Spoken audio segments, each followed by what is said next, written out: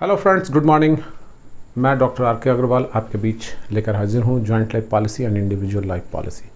Friends, हमने जो previous class में करा है, लास्ट क्लास जो हम लोगों की हुई है, उसमें हम लोगों ने डिस्कस करा कि जॉइंट लाइफ पॉलिसी क्या है और जॉइंट लाइफ पॉलिसी को रिकॉर्ड करने के डिफरेंट मेथड्स क्या हैं। हम लोगों ने इंडिविजुअल लाइफ पॉलिसी पर डिस्कशन नहीं करा था। आज मैंने इंडिविजुअल लाइफ पॉलिसी पर भी डिस्कशन करना है और हम लोगों ने जो थर्ड मेथड और सेकंड मेथड की जो प्रैक्टिकल एप्लीकेशन थी उसे भी जर्नल एंट्री के साथ साथ लेजर अकाउंट बना के उससे भी समझना है दोस्तों।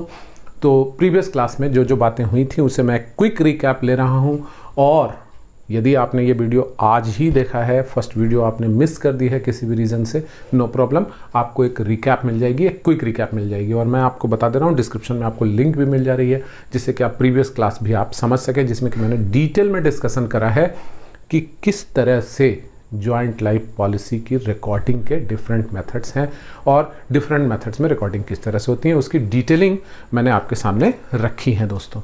ओके फ्रेंड, तो शुरू करते हैं। आइए,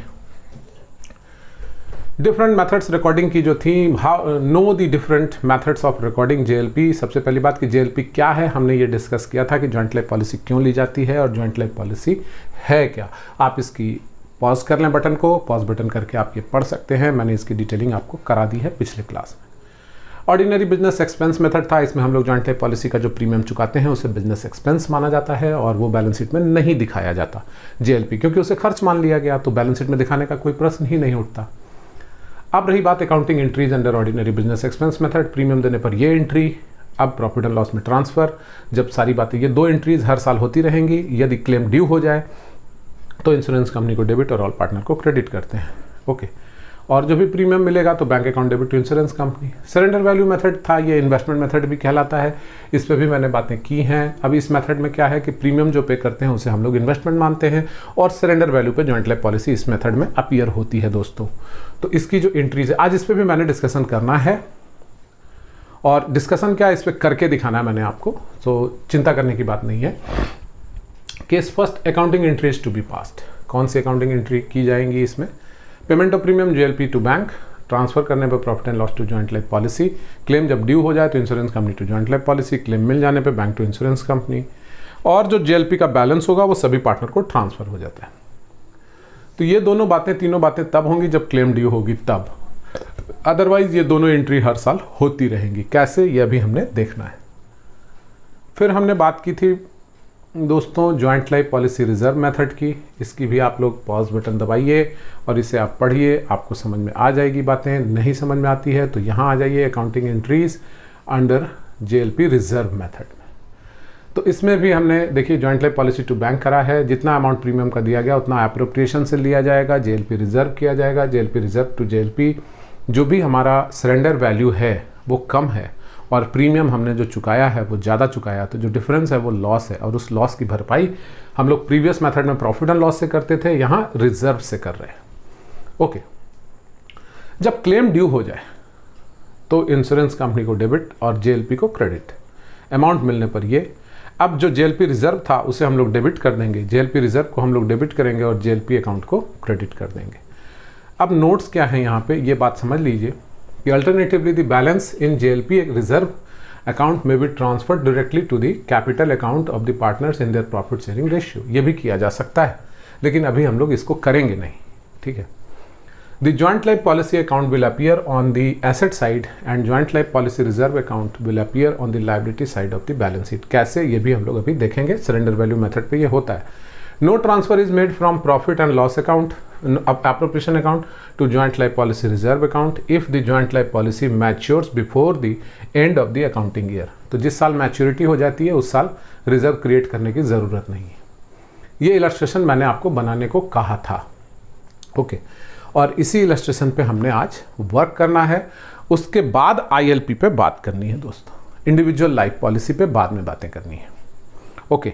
तो पहले हमें यह देखना है कि इसकी रिकॉर्डिंग कैसे करेंगे। क्वेश्चन को आप जरा साथ साथ देखिएगा। तीनों मेथड से मैं अभी आपको जर्नल एंट्रीज करके दिखाऊंगा और तीनों मेथड से अकाउंट कैसे खोलेंगे वो भी मैं आपको करके दिखाने वाला हूं दोस्तों।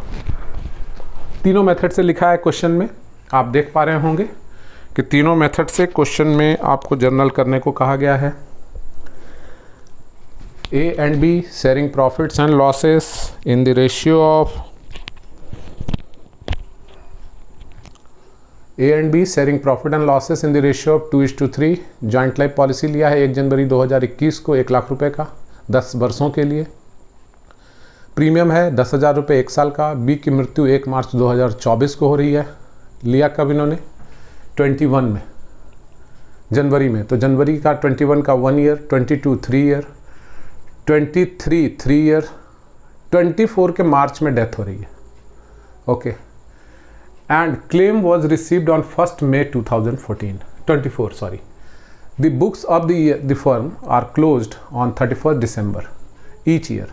The surrender values of the policy at the end of 2021, 22, 23, 24 were nil. First year नील है, सेकेंड ईयर 2,000, 6,000 एंड 12,000। यही आपको याद रखना है अभी कि चारों साल पॉलिसी की सरेंडर वैल्यू क्या है? नील, 2,000, 6,000 and 12,000। Give the necessary journal entries under each of the following alternative methods of recording JLP। First है ऑर्डिनरी बिजनेस एक्सपेंस मेथड। तो आइए देखते हैं कि किस प्रकार से आपने करना है। ओके,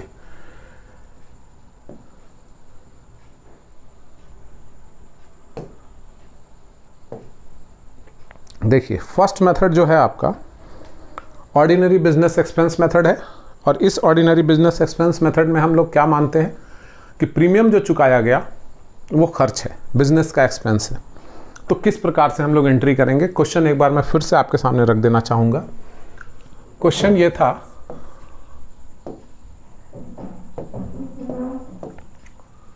क्वेश्चन में है कि A और B पार्टनर हैं, मान लीजिए 2 ही लोग हैं, ठीक है। Equal profit sharing ratio 1:1। इन्होंने JLP ली थी ₹1 लाख की, ठीक है। प्रीमियम जो इन्होंने देना है 1 लाख या 10 लाख जो भी है, 10 लाख ही ले लेते हैं। 10 लाख की प्रीमियम जो पे करना है इन्होंने ₹10,000 पर एनम है। ओके, अब क्या है कि कब लिया? 1 जनवरी 1 Jan 2021 को। और बी की डेथ जो हुई है वो मार्च में हुई है, 24 में। तो 21, 22, 23 और 24 में बी की डेथ होती है मार्च महीने में।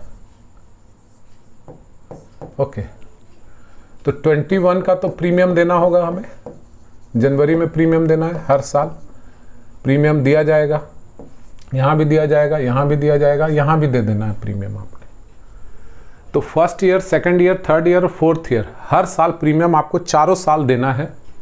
ओके, अब पहले ऑर्डिनरी बिजनेस एक्सपेंस मेथड हम लोग समझेंगे, उसके बाद इन्वेस्टमेंट मेथड समझेंगे, उसके बाद रिजर्व मेथड समझेंगे। प्रीवियस जो क्लास आपकी थी उसमें मैंने सिर्फ रिकॉर्डिंग की जर्नल एंट्रीज बात की थी। आज मैं जर्नल के साथ लेजर अकाउंट बना के भी दिखाने वाला हूं।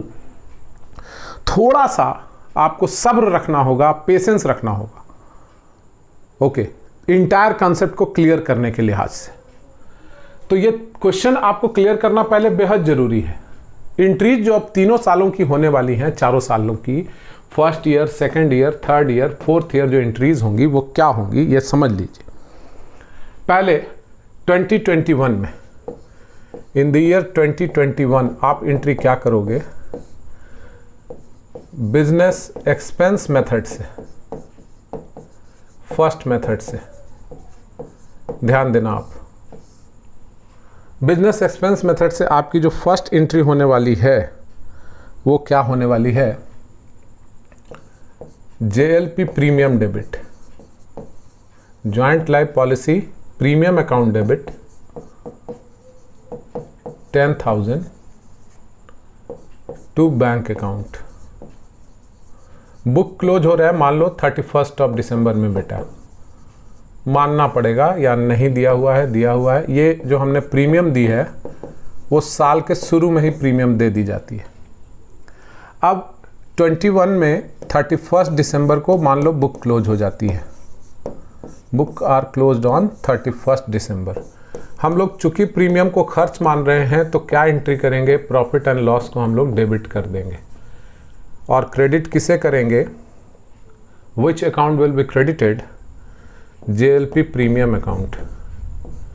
हम लोग JLP प्रीमियम अकाउंट को क्रेडिट कर देंगे 10,000 रुपीज़ से। ये लो जी, क्रेडिट कर दिया। अब ये दो एंट्रीज बेटा, दो एंट्रीज हर साल होती रहेंगी, लेकिन JLP बैलेंस शीट में कहीं नज़र नहीं आएगा। 21 में भी ये एंट्री हो गई।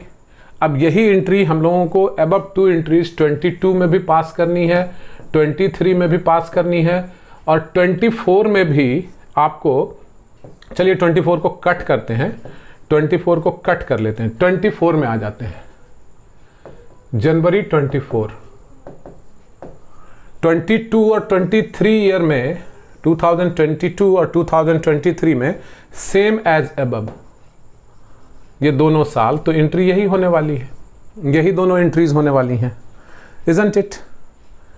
क्योंकि 21 में आपने प्रीमियम दिया तो JLP प्रीमियम टू बैंक, 31 दिसंबर को आपने फिर से प्रीमियम प्रॉफिट एंड लॉस में ट्रांसफर किया, तो वो काम तो आपको हर साल करना ही करना है। ओके, लेकिन 2024 क्या है, वो ईयर ऑफ डेथ है। तो 21 में जो दो एंट्री हुई, 22 में भी वही दोनों एंट्री होगी, 23 में भी यही दोनों एंट्रीज होंगी। लेकिन 24 में आप जब प्रीमियम दोगे तो वो तो आप प्रीमियम मरने से पहले देना, बी के मरने से पहले देना है, ठीक है। आप क्या एंट्री करोगे, JLP premium, JLP premium debit to bank 10,000।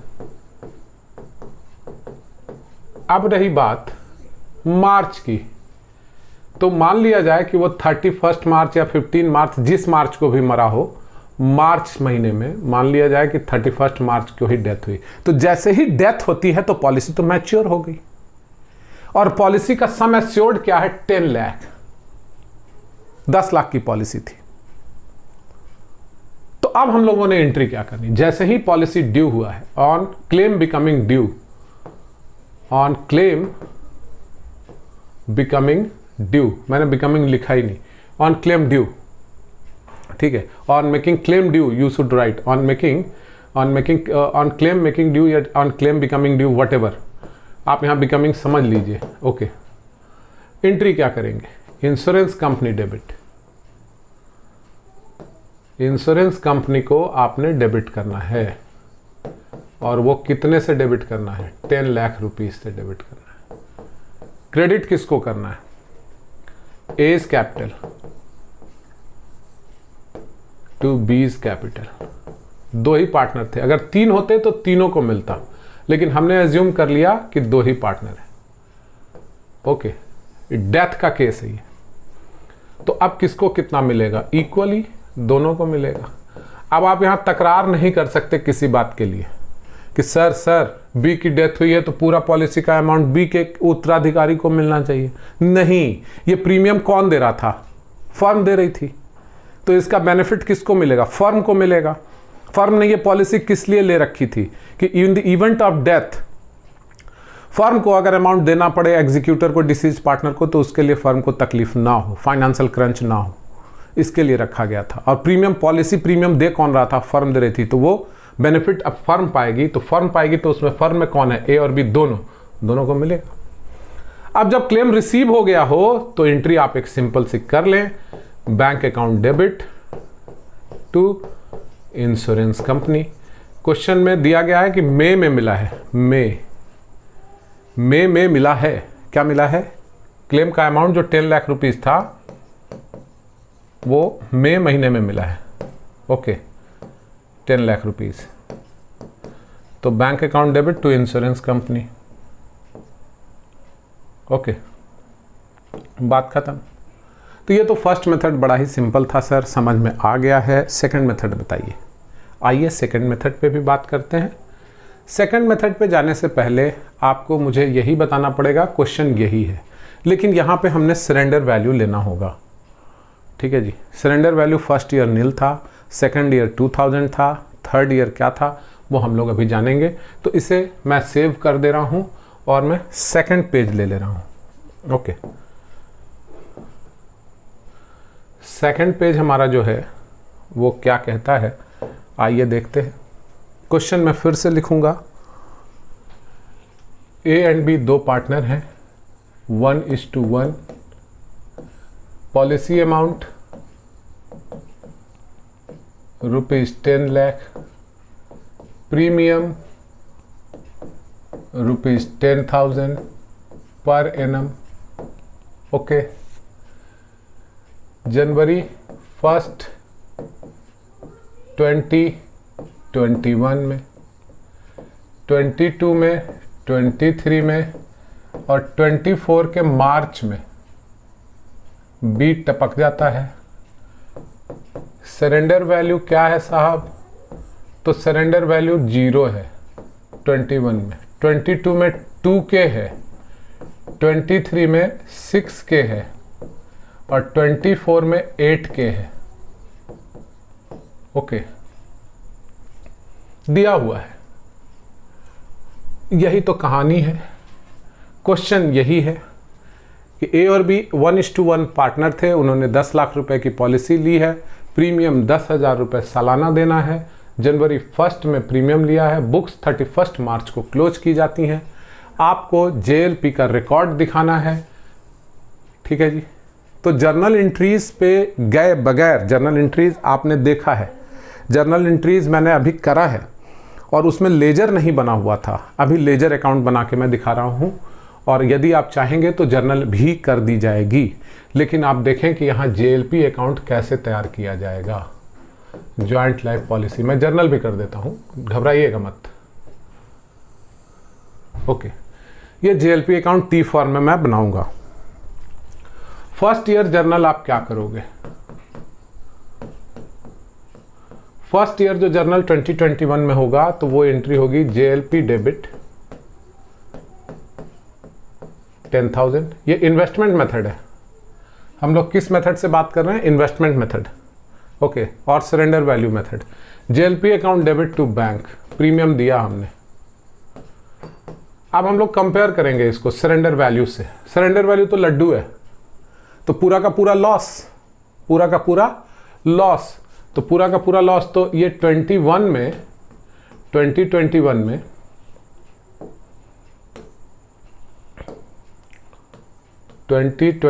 में जनवरी में हो रहा है और 2021 के दिसंबर में हम लोग प्रॉफिट एंड लॉस के डेबिट में ले जाएंगे इस अमाउंट को, क्योंकि मेरा सरेंडर वैल्यू नील है। Profit and loss debit to JLP, entry आपने देखी है। अब आ जाइए, ये तो 1 साल की एंट्री हो गई फर्स्ट ईयर की। तो फर्स्ट ईयर की जब एंट्री हो गई तो JLP अकाउंट भी बनेगा first year. First year JLP account किस प्रकार हम लोग तैयार करेंगे वो देख लीजिए। JLP में आपने प्रीमियम चुकाया था तो JLP को डेबिट किया था, जर्नल से लेजर करने आना चाहिए, वो आता होगा आपको। टू बैंक अकाउंट 10,000, ठीक बात है। अब profit and loss debit to JLP, तो 31 दिसंबर को यहाँ क्या हो गया? पूरा का पूरा प्रॉफिट एंड लॉस में चला गया to profit and loss account 10,000। तो बेचारे JLP का तो कोई वैल्यू ही नहीं बचा, तो इन्वेस्टमेंट तो मेरा नील हो गया, कोई वैल्यू ही नहीं बचा, तो हम लोग बैलेंस शीट तो लाएंगे ही नहीं। सेकेंड ईयर आइए, सेकेंड ईयर 22, तो सेकेंड ईयर भी जर्नल करेंगे। सेकेंड ईयर भी जर्नल क्या करेंगे भैया? तो पहला जर्नल 2022 में JLP डेबिट 10,000 टू बैंक 10,000। अब यहां पे टू बैंक फिर आएगा 10,000। लेकिन इस साल हमारा सरेंडर वैल्यू इंश्योरेंस कंपनी ने कहा कि आप यदि आज सरेंडर करो तो 2,000 रुपये मिलेंगे। तो मेरे इन्वेस्टमेंट का वैल्यू कितना है? 2,000 रुपये ही तो है। तो मेरा इन्वेस्टमेंट 10,000 का थोड़ा ही ना है, 2,000 का है।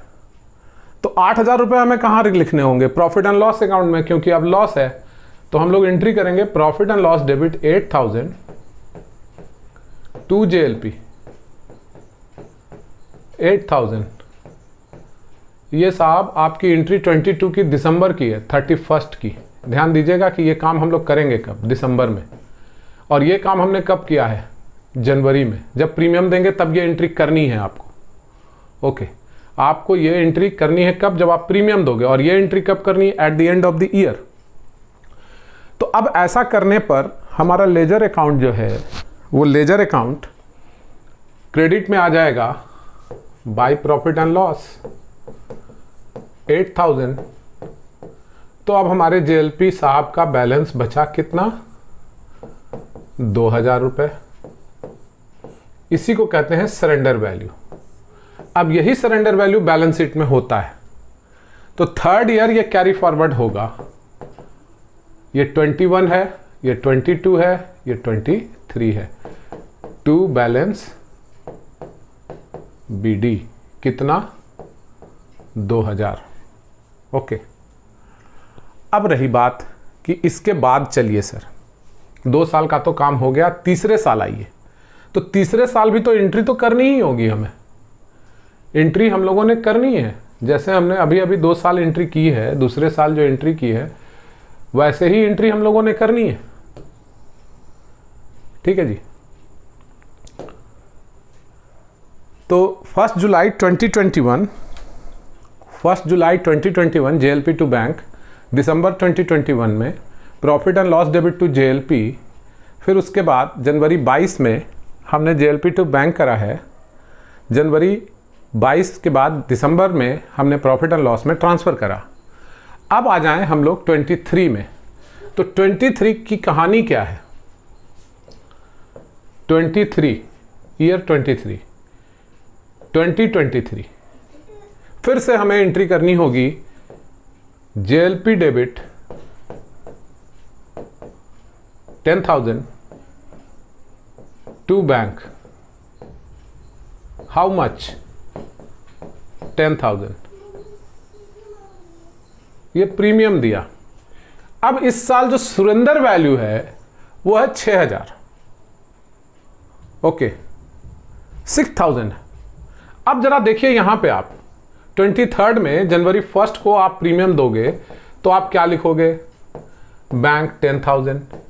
आपका जो सरेंडर वैल्यू होगा बेटा वो आप बैलेंस शीट लिख दो। यही ध्यान देना आपने, 6000 रुपए। आपका डेबिट कितना है? 12000। किस अकाउंट में? एसेट्स के अकाउंट में। 2000 का आपका कैरी फॉरवर्ड हुआ था और 10,000 रुपए आपने प्रीमियम के चुकाए हैं, और उसके बावजूद इंश्योरेंस कंपनी कह रही है कि आपको 6000 रुपए मिलेंगे 23 के अंत में। तो आपका लॉस कितना है? वही लॉस आप प्रॉफिट एंड लॉस में ले जाओगे। बिना लेजर खोले आपको ये समझा नहीं पाता मैं। तो 12000 माइनस 6000, तो आपका प्रॉफिट एंड लॉस में कितना जाएगा? 6000। अब यहां एंट्री जो होगी profit and loss debit 6000 to JLP 6000, isn't it? ये दिसंबर में आपने किया। तो अब आ जाइए 24 जो कि एंडिंग ईयर है, इसी साल डेथ हो गई है, to balance BD. Balance BD आपका 6000 टू बैंक। फिर आप प्रीमियम दोगे 10,000। तो अब इस साल आपको इससे कोई मतलब है सरेंडर वैल्यू से कि पॉलिसी अमाउंट से? क्योंकि इस साल तो डेथ हो गई है। तो आप सरेंडर वैल्यू मांग करोगे दिसंबर में जाके कि पहले ही मार्च में डेथ हो गई है, आप क्लेम ड्यू कराओगे?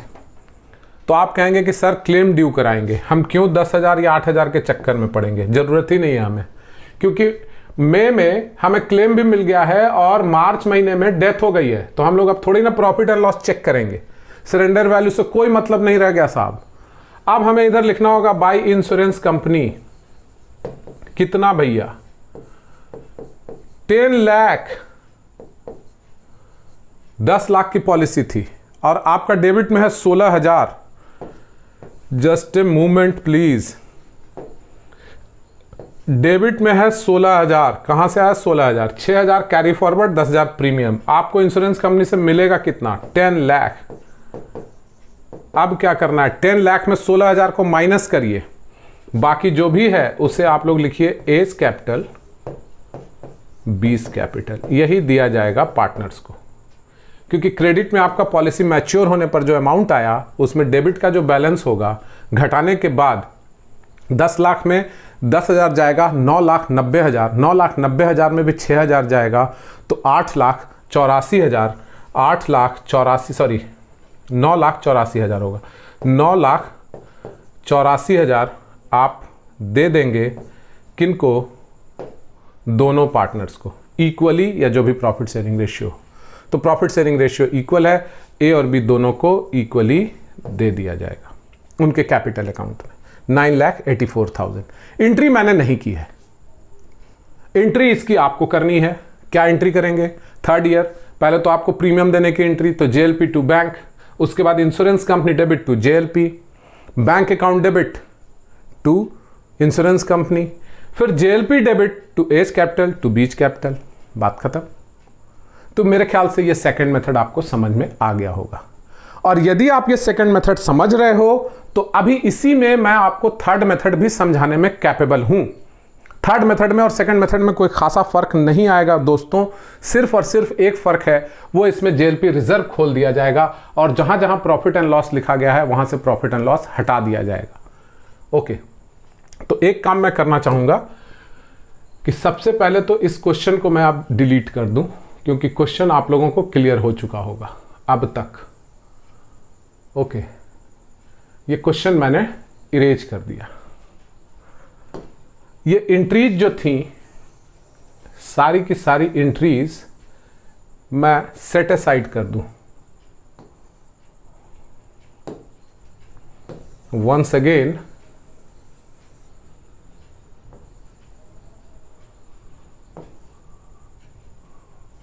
यस, और जो ये अकाउंट खोला गया था जेएलपी अकाउंट, सॉरी, इस जेएलपी अकाउंट को भी मैं आपके लिए थोड़ा सा कंप्रेस कर देना चाहता हूं ताकि मैं यहां पर आपको क्लैरिफिकेशन दे सकूं।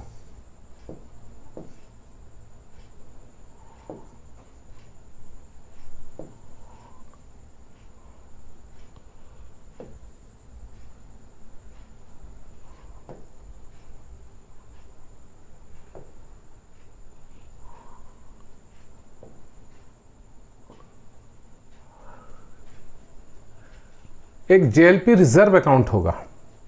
जेएलपी रिजर्व अकाउंट कैसे क्रिएट होगा? एक दूसरा अकाउंट क्रिएट होगा जेएलपी रिजर्व। अब जेएलपी रिजर्व इसके साथ साथ चलेगा, जहां जहां प्रॉफिट एंड लॉस लिखा था उसके जगह पे जेएलपी रिजर्व बनेगा। तो इसे मैं एक नेक्स्ट स्लाइड से ही क्लियर करूं तो ज्यादा बेटर होगा, अदरवाइज इसे हटा दूं तो फिर क्लियर होगा। ओके, बेटर कि आपको एक दूसरा ही स्लाइड ले लिया जाए और क्लियर कर दिया जाए। ओके, तो देखिए, फर्स्ट जेएलपी अकाउंट जो आपने अभी अभी देखा,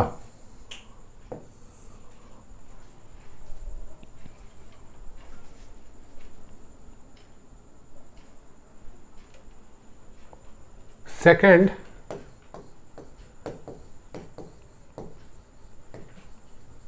जेएलपी रिजर्व अकाउंट, इसी से क्लियर हो जाएगा। आप जर्नल समझाने की जरूरत नहीं होगी, आपको तुरंत समझ में आएगा। फर्स्ट ईयर, मैं 21-22 नहीं कर रहा हूं, first year to bank by JLP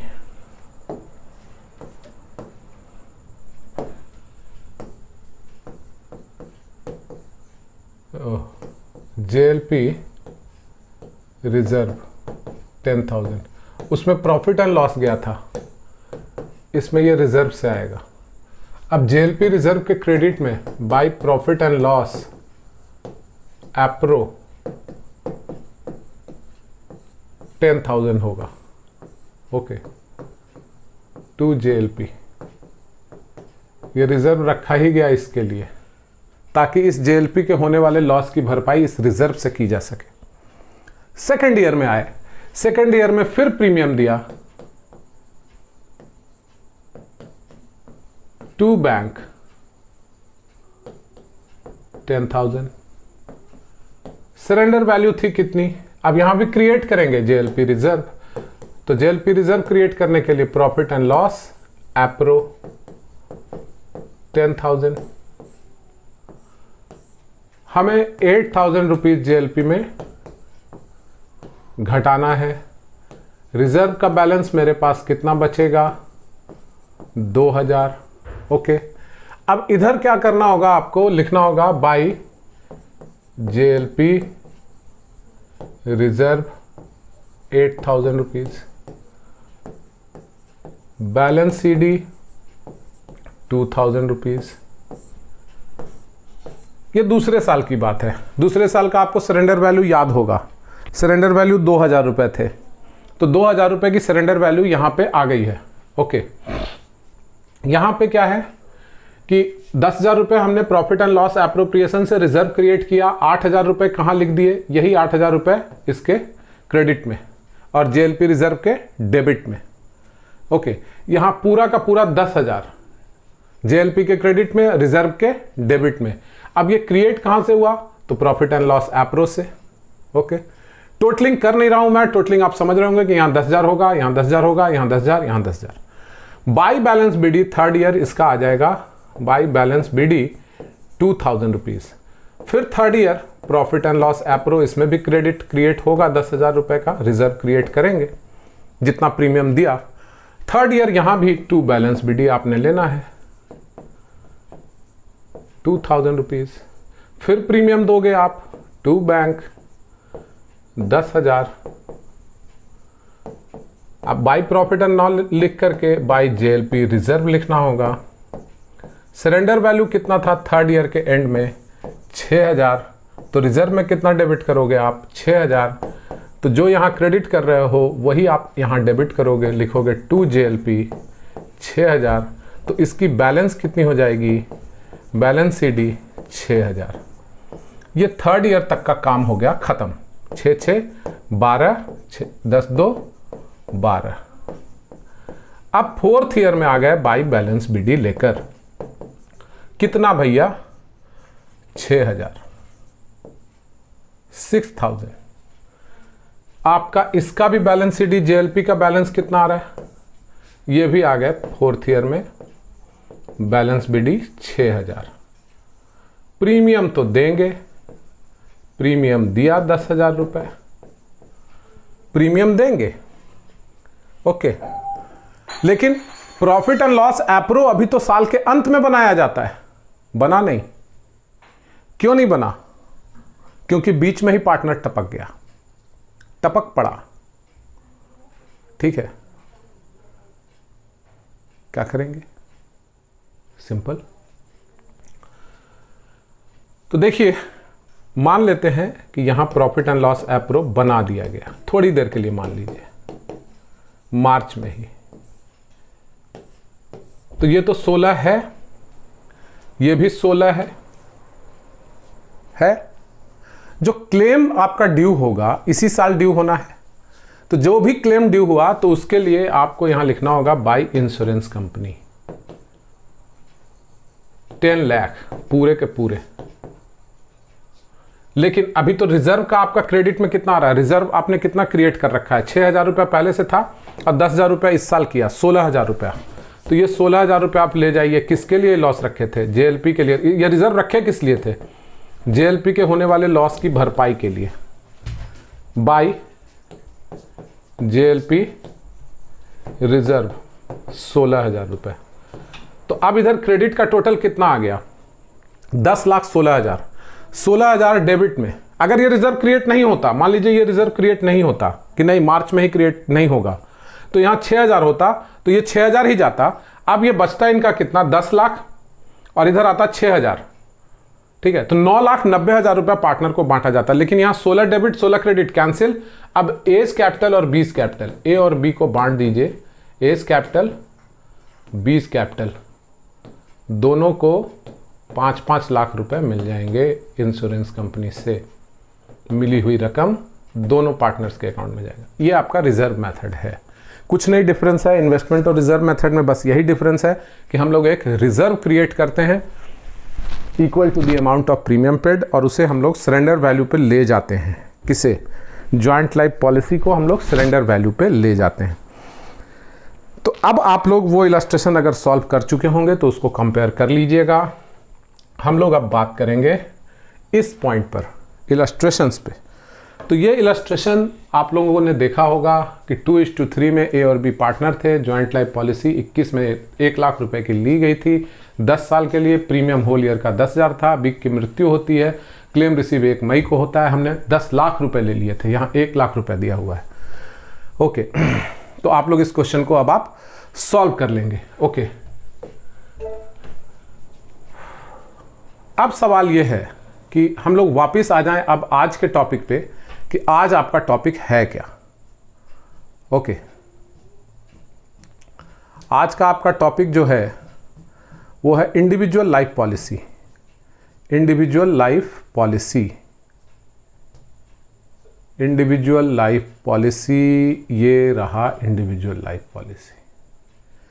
इसमें होता क्या है कि पार्टनर्स जो भी हों उनके लिए लिया जाता है अलग अलग पॉलिसी। तो ऐसे सिचुएशन में अलग अलग पॉलिसी ली जाए, मान लीजिए कि फर्म में 5 पार्टनर हैं और सभी के लिए पॉलिसी ली जाए अलग अलग, और सबके लिए रिकॉर्डिंग के मेथड्स रखे जाएं, तो फर्म को जॉइंट लाइफ पॉलिसी के लिए एक अकाउंटेंट बहाल करना पड़ेगा रिकॉर्ड करने के लिए। अकाउंटिंग और कॉम्प्लेक्स होगा। तो वैसे सिचुएशन में फर्म उसे ऑर्डिनरी बिजनेस एक्सपेंस मान के ही एंट्री करती है। Okay, individual life policy is an insurance policy covering the life of a partner individually.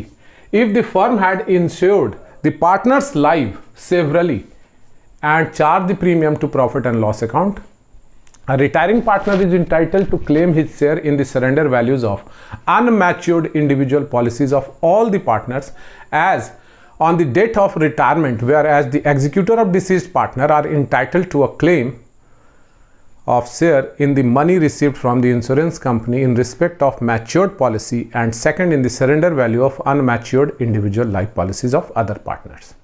अब इसका क्या मतलब है ये मैं आपको समझाता हूँ डिटेल में जाकर। ओके, तो इसको आपको समझना है। इसको समझने के लिए हमें लेना होगा एक एग्जाम्पल। ओके, और वो एग्जाम्पल क्या है ये आप देखिए। मान लिया जाए कि एक फर्म में ए, बी एंड सी 3 पार्टनर हैं, 3, ठीक है। इनकी जो लाइफ पॉलिसी ली गई है, लाइफ पॉलिसी तीनों की ली गई है। ए का लिया गया है ₹10 लाख, बी का लिया गया है ₹8 लाख, और सी का लिया गया था ₹12 लाख। सपोज कर लो आप थोड़ी देर के लिए, कुछ भी हो। प्रीमियम जो भी पे किया जाता था, whatever premium, nothing to bother about, premium paid जो किया जाता था वो सभी के लाइफ पॉलिसीज की जो प्रीमियम पे की जाती थी by the firm, premium paid by the firm were charged to profit and loss account. झमेला खत्म। प्रीमियम की पॉलिसी दी जाती थी, ऑर्डिनरी बिजनेस एक्सपेंस माना जाता था। ठीक है जी। मान लेता हूं यहां पे कि सरेंडर वैल्यू भी पॉलिसी की दी गई है किसी एक पर्टिकुलर डेट पे, SV सरेंडर वैल्यू। ए के पॉलिसी की सरेंडर वैल्यू है 2 लाख रुपए, बी की पॉलिसी की सरेंडर वैल्यू है 3 लाख रुपए, और सी के पॉलिसी की सरेंडर वैल्यू है 4 लाख रुपए। ओके, डेथ किसकी हो रही है? मान लिया जाए कि सी की डेथ हो रही है, डाइड, तो हम लोग सरेंडर वैल्यू मांगेंगे क्या? कोई मतलब रह गया? नहीं जी। अब इस 12 लाख से मतलब है, 12 लाख से मतलब है, हमें इससे कोई मतलब नहीं। किससे? हमें 12 लाख से मतलब है, इस 4 लाख से कोई मतलब नहीं है, क्योंकि सी की डेथ हुई है, रिटायरमेंट नहीं। ओके, तो अब सी के एग्जीक्यूटर को क्या मिलेगा? सी के एग्जीक्यूटर को क्या मिलेगा वो समझ लीजिए। सभी पार्टनर को क्या मिलेगा? ए, बी, सी सभी को क्या मिलेगा? इनकी प्रॉफिट शेयरिंग रेशियो मान लेते हैं इक्वल है थोड़ी देर के लिए। तो इन दोनों को हम लोगों को इंटरटेन करना होगा। 3 और 2 5 लाख, और फिर ये 12 लाख। इस 4 लाख से कोई मतलब नहीं रहा। ओके, एंट्री कैसे करेंगे? सी के डेथ पे, सी की डेथ हुई है तो 3 और 2 5 लाख के लिए एंट्री हम लोगों को अलग करनी होगी, 12 लाख के लिए एंट्री अलग करनी होगी। 12 लाख के लिए एंट्री करेंगे insurance company debit 12 lakh to A, to B and to C. अब 12 लाख है तो 12 लाख को इक्वली बांट दीजिए, प्रॉफिट शेयरिंग रेशियो नहीं है तो 4 लाख 4 लाख 4 लाख बांट दिया हम लोगों ने इक्वल। इसमें तो कोई कंट्राडिक्शन नहीं होना चाहिए क्योंकि ऑर्डिनरी बिजनेस एक्सपेंस है, पॉलिसी मैच्योर कर गई है तो ए बी सी तीनों इंटाइटल्ड हैं। क्योंकि प्रीमियम कौन दे रहा था? इसका भी प्रीमियम, सी का भी प्रीमियम फर्म दे रही थी और उसको प्रॉफिट एंड लॉस में चार्ज किया जा रहा था। पॉलिसी मैच्योर हुई, सभी को मिलने वाली बात। लेकिन अब इसमें 3 और 2 5 लाख हो गए हैं। इस 5 लाख का क्या होगा? इस 5 लाख का भी होगा। क्या होगा वो देखिए, ध्यान से देखिए, समझने की कोशिश कीजिएगा। यही समझना है आप लोगों ने इंडिविजुअल लाइफ पॉलिसी में। In the event of death मैं बात कर रहा हूं, रिटायरमेंट पे भी मैं बात कर लूंगा। ये पॉलिसी कंटिन्यू होने वाली है, ये तो मैच्योर कर गई, ये दोनों पॉलिसी कंटिन्यू होगी, ठीक है। और ये है सरेंडर वैल्यू। तो सरेंडर वैल्यू में सी के एग्जीक्यूटर तो हिस्सा मांगेंगे। इस सरेंडर वैल्यू में सी के एग्जीक्यूटर हिस्सा मांगने वाले हैं, पक्की बात है। ओके, तो जब सी के एग्जीक्यूटर हिस्सा मांगने वाले हैं तो जाहिर सी बात है कि ए और बी को भी तो मिलना चाहिए। मिलना चाहिए या नहीं मिलना चाहिए?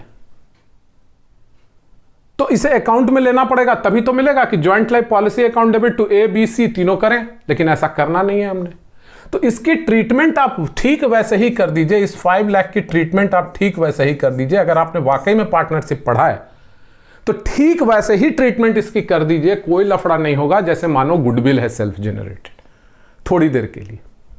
तो जो पार्टनर गेन करेगा उसको डेबिट कर देंगे और जो पार्टनर सैक्रिफाइस करेगा उसको क्रेडिट कर देंगे। तो गेन कौन करेगा? ए और बी। चूंकि सी की तो डेथ हो गई है तो हम लोग इस 5 लाख में ए और बी को डेबिट करेंगे। कैसे डेबिट करेंगे वो देख लीजिए। As capital debit, B's capital debit to C's capital. अब सी के कैपिटल को कितना अमाउंट से क्रेडिट किया जाए? कितना अमाउंट से क्रेडिट किया जाए भैया? तो सी को तो इसमें 1/3 मिलने वाला है। मिलने वाला है या नहीं मिलने वाला है? थोड़ी देर के लिए इसको चेंज कर लेते हैं, 3 लाख इसको भी कर लेते हैं कैलकुलेशन आसान करने के लिए, ताकि कैलकुलेशन आसान हो जाए, पॉइंट में ना आए।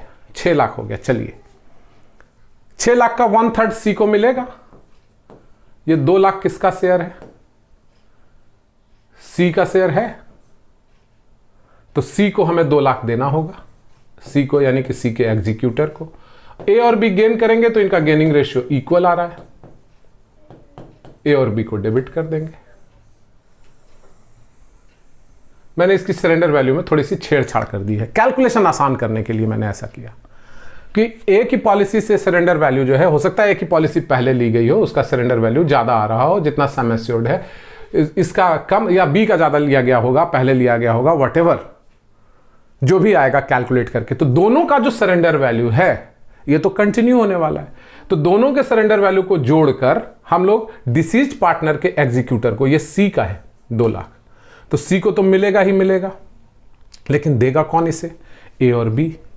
अब यही सवाल आपके जहन में एक और आ रहा होगा कि सर यहां तो इसकी डेथ हो गई थी। डेथ नहीं होता, सी रिटायर कर रहा होता, तब बहुत ही सिंपल था। रिटायरमेंट के केस में हम लोग क्या करते, इस 12 लाख को तो सरेंडर पॉलिसी अमाउंट तो लेते ही नहीं, फिर ये लेते, तीनों को जोड़ते, 3 3 6 4 10 में रिटायरिंग पार्टनर का शेयर निकाल देते, जैसे यहां पे हमने किया। 3 सरेंडर वैल्यू इसका, 3 सरेंडर इसका, 3 3 6 और 4 10। अब 10 का 1/3 निकालते तो 3,33,333 आता। अब इसको फिर से हमें चेंज करना पड़ता है यहां पे, या फिर वही लेते, कोई प्रॉब्लम नहीं है। 10 लाख का 1/3 करते, आप 1/3 करते तो जो भी उसको आता वो सी को क्रेडिट जाता, सी को क्रेडिट देते, ए और बी को डेबिट कर देते इक्वली। सी का शेयर जो भी आता उसको क्रेडिट और उसी को इक्वली डेबिट, यानी गेनिंग रेशियो ए और बी का इक्वल होगा, इसलिए उसको डेबिट कर देते। तो मेरे ख्याल से आपको इंडिविजुअल लाइफ पॉलिसी में टेंशन नहीं होनी चाहिए। एक और बात आपको बतानी है दोस्तों, जेएलपी से लेकर के वो क्या बतानी है वो भी देख लीजिए, ये समझ में आ गया होगा। देखिए कभी कभी होता क्या है कि फर्म के बैलेंस शीट में इस प्रकार दिया रहता है, क्वेश्चन वाले बैलेंस शीट में आपको इधर एसेट साइड में जेएलपी मिलेगा 1 लाख, इधर जेएलपी रिजर्व नहीं है, और नीचे एडजस्टमेंट में दिया हुआ है, एडीजे में दिया हुआ है दिस सरेंडर वैल्यू, और जैसे फिक्चर फिटिंग्स फर्नीचर एटसेट्रा दिया रहता है ना वैल्यू, तो उसी तरह से सरेंडर वैल्यू ऑफ जेएलपी दिया हुआ है इज ₹1,10,000। आप पार्टनरशिप का कोई भी क्वेश्चन सॉल्व कर रहे हो, रिटायरमेंट हो, एडमिशन हो, डेथ हो, व्हाटएवर, ठीक है, डेथ तो खैर छोड़ी दो, चेंज इन पीएसआर, डेथ नहीं बात करनी है, डेथ पे मैं बाद में बात करूंगा, ठीक है। आपने बात क्या करनी है कि जेएलपी एसेट साइड में है, सरेंडर वैल्यू उसकी दी गई है, लेकिन आप चेंज इन पीएसआर, एडमिशन या रिटायरमेंट की बात कर रहे हो। पॉलिसी मैच्योर लेकिन नहीं हुई है, सरेंडर वैल्यू 1,10,000 है। सिंपल, आप समझो कि ये इन्वेस्टमेंट है 1 लाख और 1,10,000 हो गया, तो 10,000 रुपए का प्रॉफिट है। इस प्रॉफिट को या गेन को, जो भी आप समझ लो, प्रॉफिट कह लो, गेन कह लो, जो भी आप कह लो भैया, इसको आप रीवैल्यूएशन के क्रेडिट में लिख सकते हो या नहीं, that would be credited to revaluation. लेकिन अगर ऐसा हो, इफ, वुड, कुड, जो भी आप समझो, if surrender value of JLP is ₹90,000, मान लिया जाए उस दिन रिवाइज किया गया, फिर से इंश्योरेंस कंपनी से पूछा गया, इंश्योरेंस कंपनी ने कहा कि नहीं भैया 90,000 रुपए, तब तो ये लॉस है। कितने का लॉस है? ₹10,000। तो आपको उसको प्रॉफिट एंड लॉस के डेबिट में लिखना होगा। ओके, ये तो बात इंडिविजुअल लाइफ पॉलिसी की नहीं है, ये ज्वाइंट लाइफ पॉलिसी की है। अब हो सकता है कि इंडिविजुअल लाइफ पॉलिसी में भी कुछ ऐसा दिया हुआ हो, ठीक है, 2 वैल्यूज दी हुई हो, लेकिन individual life policy asset side में दिया हुआ हो, मे बी हो सकता है। तो आपको कंफ्यूज नहीं करना है, आपको बेसिक कंसेप्ट पे जाना है, ठीक है, कि जेएलपी अगर एसेट साइड में है तो वो सरेंडर वैल्यू पे होता है, और उसका कोई भी रिवाइज्ड वैल्यू दिया हुआ है तो वो रिवैल्यूएशन में जाएगा। इसको आपको कुछ नहीं करना है। ओके, हां, अब रही बात कि रिटायरमेंट हो रही हो और यहां सरेंडर वैल्यू 1 लाख रुपया दिया हुआ है, तो उसके केस पे मैं डिटेल डिस्कशन करने वाला हूं, जो कि आपको बहुत ही हेल्दी और फ्रूटफुल होने वाला है। एक कंक्लूजन ड्रॉ करना है किस प्रकार से, उसकी भी मैं ग्लिम्स अभी दे देता हूं, लेकिन आज मैं वो डिस्कशन नहीं करूंगा कि ट्रीटमेंट ऑफ जेएलपी, सारे केसेस में मैं बात करूंगा आपके change in PSR, admission, retirement, death and dissolution. Change in PSR, PSR change हुआ, एडमिशन पार्टनर का हुआ, रिटायरमेंट हुई है, डेथ हुआ है और डिसोल्यूशन हुआ है, और जेएलपी रखने की मेथड्स कौन कौन सी थी, ज्वाइंट लाइफ पॉलिसी, जेएलपी, ठीक है, individual, sorry, ordinary business expense, expense method पे है, इन्वेस्टमेंट मेथड पे है, और फिर आपका रिजर्व मेथड पे है। तो इन तीनों मेथड पे रखा हुआ है, तो उसका ट्रीटमेंट क्या होगा इन सभी दशाओं में, उसकी डिस्कशन के लिए अभी थोड़ा सा आपको इंतजार करना है। आज आपको जो मैंने बताई है वो इंडिविजुअल लाइफ पॉलिसी के बारे में थोड़ी सी बात बताई है, थोड़ी सी रिकैप मैंने की है, और रिकॉर्डिंग मैंने आपको बताया है। ओके,